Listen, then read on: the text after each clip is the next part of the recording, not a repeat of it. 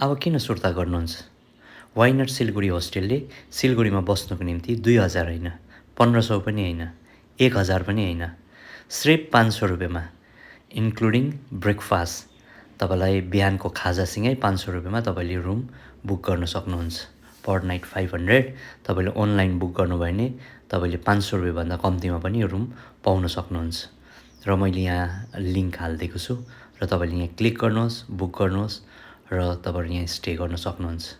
र तपाईँहरूलाई यहाँनिर पार्किङको पनि फेसिलिटी छ र पढ्न आउने नानीहरूको लागि पनि सुविधा छ। यहाँनिर इक्जाम दिन आउनुहुन्छ, यहाँनिर एकदम पिसफुल इन्भाइरोमेन्ट छ र तपाईँलाई पढ्नुको निम्ति पनि डिस्टर्ब हुँदैन, बाहिर गएर पढ्छु भन्दा पनि हुन्छ।